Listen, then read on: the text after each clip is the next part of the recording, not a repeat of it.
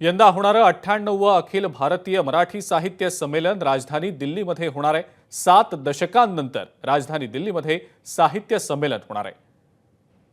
साहित्य संमेलनाच्या आयोजनासाठी दिल्ली आणि इचलकरंजी या दोघांमध्ये चुरस होती। मुंबई मराठी साहित्य संघाच्या कार्यालयात झालेल्या बैठकीत चर्चा होऊन संमेलन दिल्लीला घेण्यावर शिक्कामोर्तब करण्यात आलं।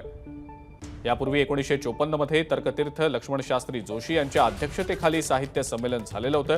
त्यामुळे आता तब्बल 70 वर्षांनी पुन्हा एकदा माय मराठीचा डंका राजधानी दिल्लीमध्ये वाजणार आहे। मंदार गुंजारी आपले प्रतिनिधी या संदर्भातली आपल्याला अधिकची माहिती देत आहेत। मंदार, काय नेमकी माहिती?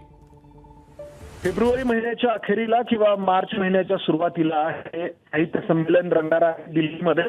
98 अखिल भारतीय मराठी साहित्य संमेलन हे असेल आणि अर्थातच स्थळ निश्चिती झाल्यानंतर या साहित्य संमेलनाचे अध्यक्ष कोण असतील याची चर्चा लागलीच सुरू होईल।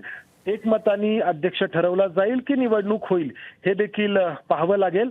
मात्र तू जसं म्हणालास, तब्बल 70 वर्षानंतर दिल्लीमध्ये हे अखिल भारतीय मराठी साहित्य संमेलन भरवलं जाणार आहे। तर्कतीर्थ लक्ष्मणशास्त्री जोशी यांच्या अध्यक्षतेखाली 70 वर्षांपूर्वी याआधी दिल्लीमध्ये हे साहित्य संमेलन झालं होतं।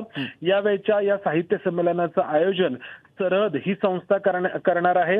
इचलकरंजी आणि इतर काही ठिकाणं देखील यावेळी साहित्य संमेलनाच्या स्थळासाठीच्या स्पर्धेमध्ये होती। मात्र अखेर दिल्लीमध्ये हे साहित्य संमेलन करण्याचा निर्णय घेतलेला आहे आणि साहित्य परिषदेने ही जबाबदारी सरहद संस्थेवरती सोपवलेली आहे। ठीक आहे अजिंक्य। मंदार, धन्यवाद। सविस्तर माहिती आपण दिलीत त्याबद्दल।